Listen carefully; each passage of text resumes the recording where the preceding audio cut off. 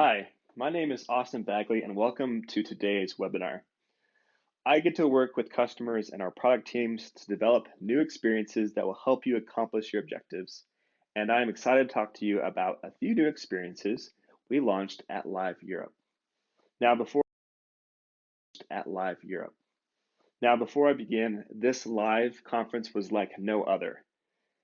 Many people pulled together to host the conference on our platform, and our guest speakers graciously allowed us to share their sessions with all of our customers, not just those who would have attended in person. So my first invitation is to go check it out. Most of these videos will be permanently available on our platform, but if you want to watch the incredible keynotes from Sue Perkins and Rebecca Parsons, make sure to catch them before April 22nd. One more invitation. Most of you know that we've made Pluralsight available for free to all individual subscribers during the month of April. We'd like everybody to stay safe and skill up. We're grateful for all of our customers and partners who've made this possible, and I encourage you to share it with your family and friends. Check it out on pluralsight.com. With that, let's check out the new announcements. The first thing I'm going to do is talk about everything new with Pluralsight Skills, our skill development platform. And then we're going to talk about Pluralsight Flow, our new engineering intelligence product that gives you guys visibility into your software development process. But let's dive into skills. I'm excited to announce 3 new experiences. The first one is conferences, and we'll dive into that one. Also guides, and last, an extension for Visual Studio Code, one of the most popular IDEs on the market today. All right, so enough with the slides. Let's jump into the actual product. Before I get into the 3 new experiences, let's check out the Browse page. It's been redesigned to help you quickly get to critical skill development topics and access all of the experiences in the platform, from interactive courses and practice exams to skill and role IQ. All right, let's dive into some of the things that are new. So the first one is conferences, which we access right here on the Browse page. If I click on conferences, I can see over 20 different conferences and counting that are now hosted on our platform. Look, we know going to conferences is one of the best ways to keep up to date with the latest advancements in frameworks, platforms, and best practices. But there aren't enough available days in your calendar or airline miles to attend them all. So, if you want to experience more conferences without the long hours of travel, this is for you. We've partnered with the organizers of all these tech conferences to host the recordings of their content. So, for instance, let's say I am an Android developer, and I really wish I could have attended DroidCon New York City in 2019, but I just couldn't. Now you can. Let's go check it out. So if I click on DroidCon New York City here, I can see 86 different breakouts that occurred during that event. I, for instance, am particularly interested in using React Native within Android, and there's a great course right here taken from one of their breakout sessions.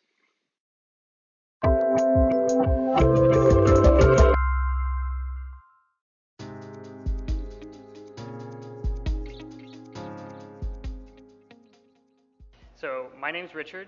I am a developer evangelist with Square. A little bit about Square. We'll talk about so we build commerce apps that go beyond payments, and we're trying to get developers to build commerce apps for doing these kinds of things.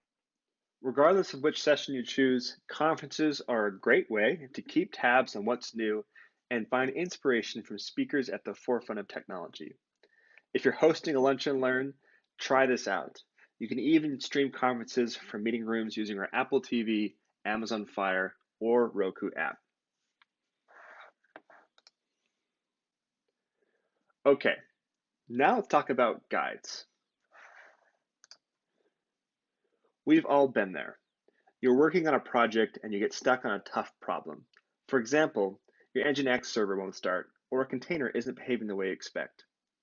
With the addition of guides, you can search for and find quick text-based answers from reliable sources on Pluralsight. Guides are concise articles on specific technology topics written by our network of expert authors. And with more than 800 searchable guides, you can find quick, reliable answers in the moment of need. Now, for me, I'm actually looking at working on React.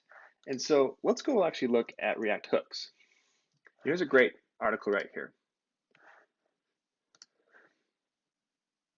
All right, so I got this great guide here on simplifying Redux bindings with React hooks. And instead of spending a long time looking for answers, I can go right here and get answers that I need. All right, so I'm looking into this and I actually find what I'm looking for right here. And I can copy and paste using the code snippets here as an example so I can leverage it back on my own project.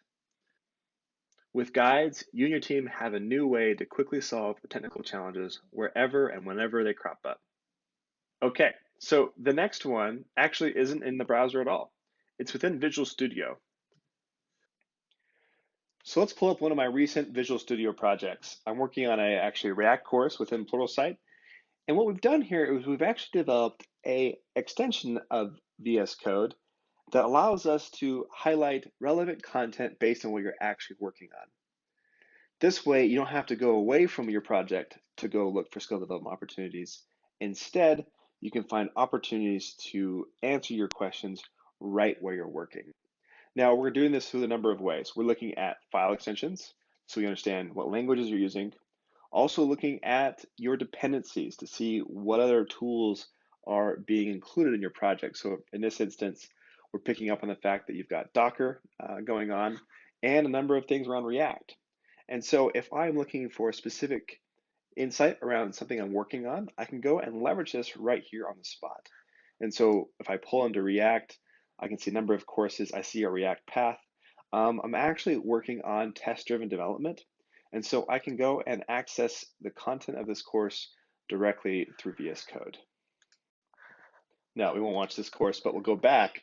On top of the content that we're surfacing through VS Code, we're also accessing Q&A. And so now you've got a quick way where you can post a question that doesn't go out to the internet, it goes to your own organization. The people who know your context best are able to answer your questions. We're also highlighting channels here, and so really now within Visual Studio Code, you have a great way to interact with Pluralsight without ever leaving your project. Before we move on to Pluralsight Flow, I want to talk about one more thing with skills, and that is our new plan called digital literacy. We discovered when talking with technology leaders that not only are you responsible for the technology skills on your team, but that in order to be successful, you also need to have your entire organization, those outside of your technology team, conversant in the critical topics affecting your team. We built the digital literacy plan to accomplish that so that everyone within your company can talk the talk when it comes to tech.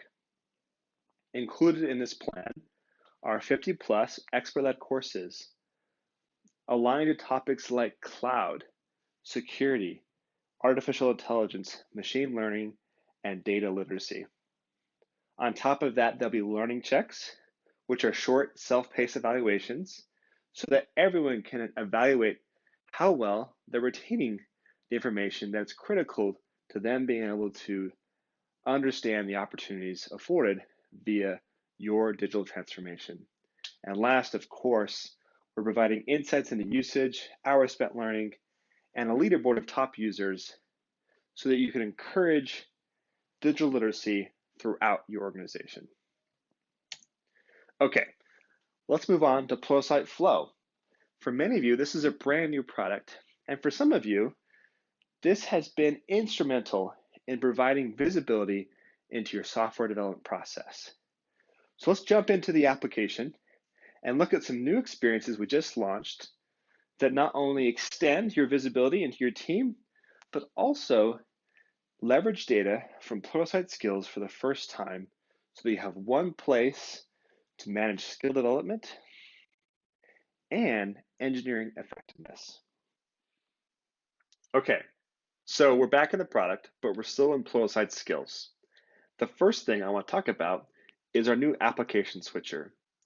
If you have access to both a skills and a flow plan, you can easily switch between both products right here. I'll click on this to access Flow. Flow is our engineering analytics platform that provides visibility into our software development process so that we can spot roadblocks, improve our processes, and ultimately make objective, data-driven decisions. The data that we use to supply these actionable metrics and reports come from your code commits, your pull requests, and your tickets. We provide different metrics to help you measure how effective your team is, where they're doing well, and also where things could improve so that you can deliver more value for your customers. I would love to spend a ton of time talking about Pluralsight Flow, and the more you know about it, the cooler it gets. But today I want to talk specifically about two new experiences we just launched. The first is our proficiency report. The proficiency report does two new things we've never done before. The first is we're now looking beyond the code commit to the specific languages your teams are using within the code repository. Things like C#, Python, or TypeScript. We're also, for the first time, leveraging data from Pluralsight skills. So if you have both a skills and a flow plan, we can now bring your engineering effectiveness and your skill proficiency into the same visualization. Let me show you how it works. On the top chart, we're seeing our 6 most common languages their engineers used, mapped across the last year. The size of the bubble denotes how much work has happened in each of those languages, measured by lines of code. You can also see the number of commits that have occurred for each language if we hover over a specific technology, like TypeScript. The y-axis, or the up and down, is telling us how efficient we are with each of these code commits occurring in this language. Efficiency is a measure that tracks how much of my code from each code commit is still in my code repository 3 weeks later. It's also called the inverse of churn. And it's a measure of how efficient we are as an engineering team when it comes to developing our products. Now, that's not to say we're going for 100% here. What we found is that effective companies typically have between 70 to 80% code efficiency, which strikes a healthy balance between refining code without getting bogged down. Now, if we discover a language that has lower than expected efficiency, there could be a couple of things going on. One is we may have an issue with scope. Our scope might be changing, we may have an indecisive PM, or we could also be facing a skill gap where our team is struggling to make forward progress. To help with that, we've also incorporated data from Skills, Skill IQ, so that you can see the distribution of your skill proficiency for every language within your code base. In JavaScript, for example, I can see that 8% of my users are experts, a large swath of them are proficient in this middle range, and that we have 21% who are just beginning their journey in JavaScript. What we do then is we leverage data from both our skills as well as our code commit efficiency to provide recommendations to help your teams skill up or introduce patterns that may help their team be more effective. So let's go to show an example of how that works in practice. Often with flow reports, reports get more useful as you get down to the specific team that you can help. I'll use an example from one of our teams that actually built our VS Code extension. This is a great example of a brand new team skilling up in new languages. What you'll find is that going back a year, we were predominantly working in Python. Fast forward a few months and we introduced a few languages, like TypeScript. And as we see over time, our ability to effectively ship code using the TypeScript language has increased. We're seeing an example of when we're trying something and over time we're improving. We've seen other examples with customers where we've gone in and added a team to a new project and we see how long it takes to ramp. We've seen examples where efficiency may decline so we can jump in and understand what's happening. And also simply adding engineers or changing technology stacks. How long does it take before those changes start to pay off? The second thing I want to talk about beyond the proficiency report is the fact that we now support mob and pair programming. As a principle, we've built Flow to be highly configurable so it fits into your software development process. To that end, we now support mob and pair programming within our enterprise plan. To see how this impacts your ability to help your team, let's start with the work log report and focus on Brian. Brian is a huge asset to my team, but since we largely rely on pair programming at Pluralsight, we're not capturing the immense value that he's bringing. Let's turn on group commits. Now I can see that Brian has been a part of multiple pair commits, and I can easily show the great work he's done for our team.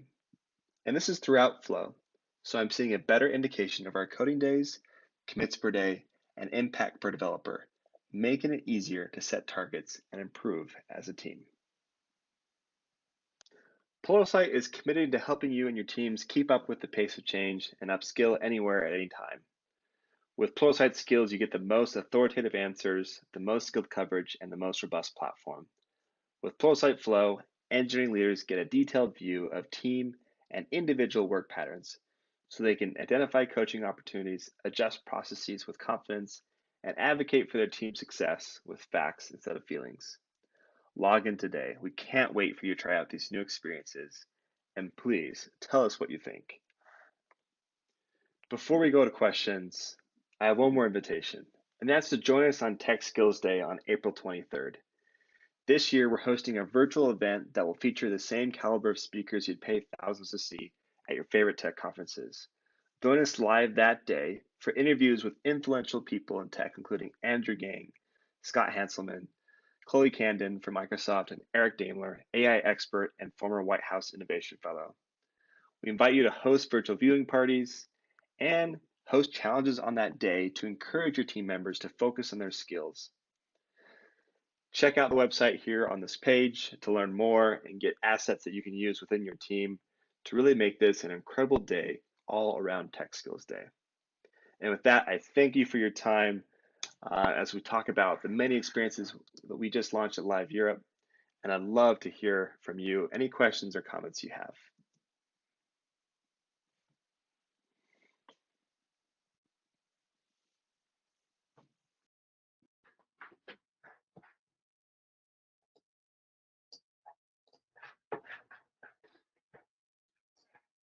All right, so we got a couple questions. Let me pull them up here.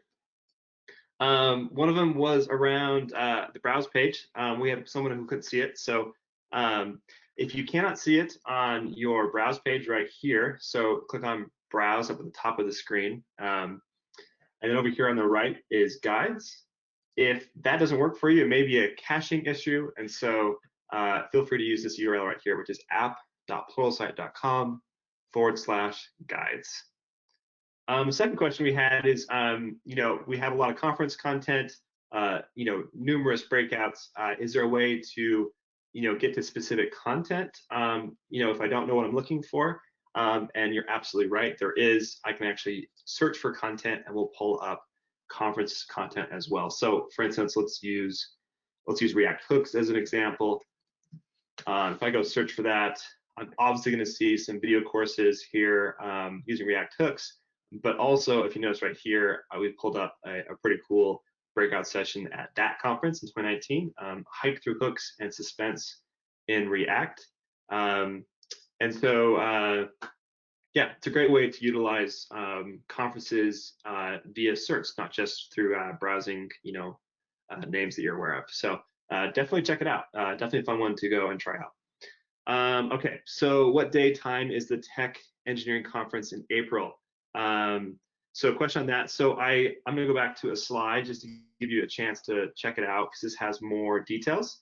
So if you go to pluralsight.com/tech-skills-day, that you can see on my screen, and you're seeing, I'll make it a little bit bigger for you. That is where you can find out the day. It's going to be April 23rd. It's all day. I don't know the exact times, and so that that website is going to have more details for you. Question for you. Does Flow work with TFS? Yes. Yeah. So we can talk specifically on that one in terms of Flow. So Flow works with Git-based repositories. Sometimes TFS is based on Git, and so we just need to kind of check the context with your team to make sure that it's Git underneath the hood of your TFS. And so reach out to your account representative. Happy to kind of go through your specific use case on that one. Yes, how do you integrate VS Code and Pluralsight?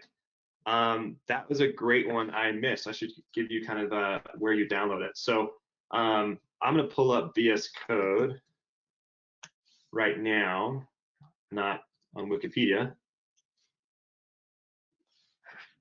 Load it up real quick. Okay, so you're seeing my VS Code here right now.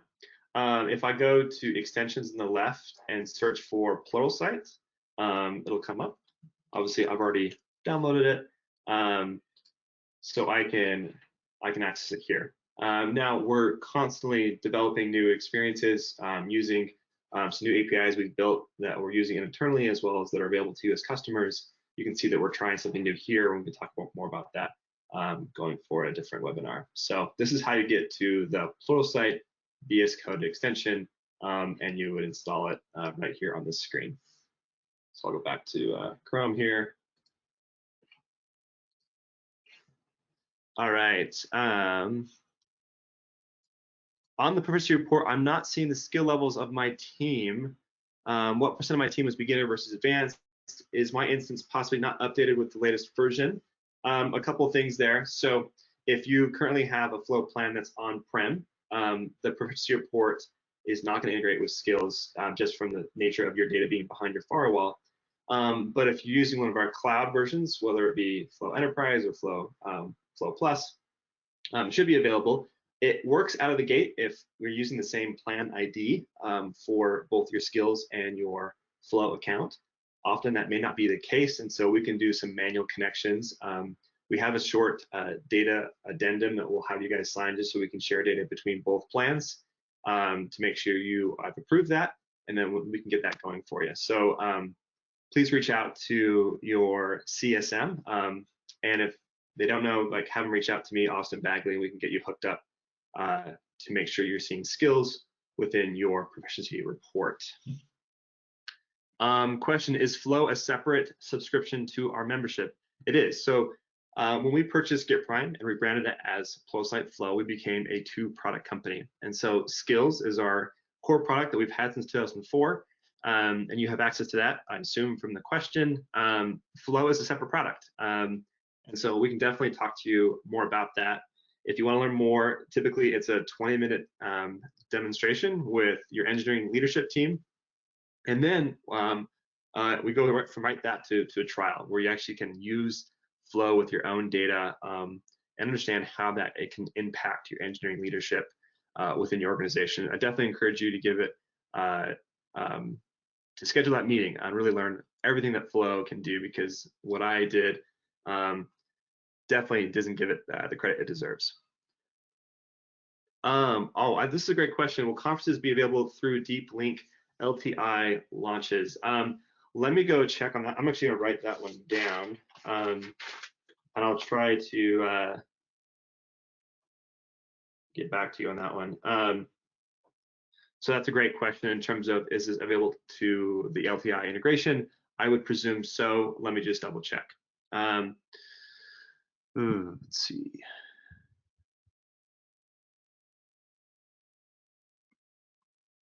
All right, one question was, how does the new proficiency report understand what languages we're using? That's a great question. When we pull in the metadata from each code commit, we can see the file extensions. And so we can see a .js file, and understand that with JavaScript, we know how much code was committed to JavaScript, so we're accurately attributing that code commit by each language utilized. Definitely something we're working on, as you can imagine. We'd love to start looking at libraries. Are we looking at JavaScript? Or are we looking at Angular versus React? And so definitely some fun things we can do now that we're looking into the specific languages used. So that's how we do that one.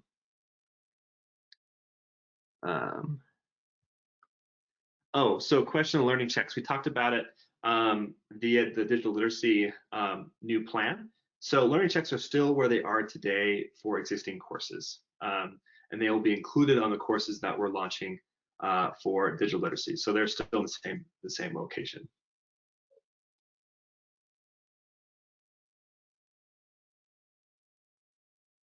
All right, just reading through some of the questions here.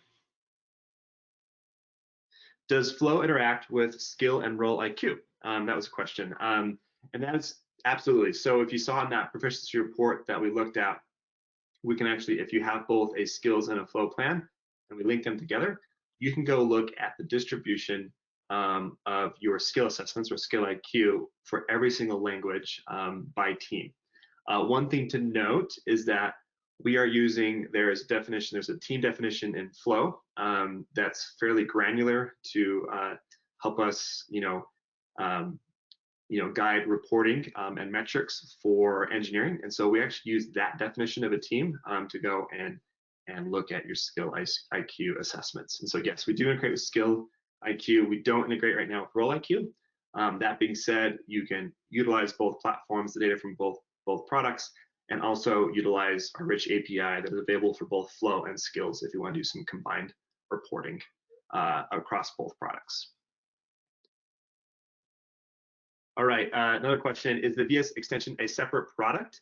And what I think the question is something I pay for? No, that's just included in your subscription. So when you go and download the VS Code extension for Visual Studio, you will go, it will automatically pull up courses that you can link to. And as long as you have a subscription, it will get you to that course on a browser. And then in order to access Q&A and channels feature, you'll have to go and click on a button within the VS Code panel, and it will authenticate you within the Pluralsight, your specific plan. All right, so that's the questions. That was rapid fire. That was great. Appreciate all the questions today. Again, we'd love your feedback. There's multiple places to leave feedback throughout the platform. You'll often see it in the lower right-hand corner. We read all of those, and it is helpful for us to understand all the things that you are facing and all the suggestions you have as we continue to iterate on these on this product to make it better for you. Ultimately, we're here to serve our customers, to help you develop skills, to help you ship products. We love what we do, and we're excited that we have the opportunity to do it. And yeah, please always reach out to us if you ever have a question.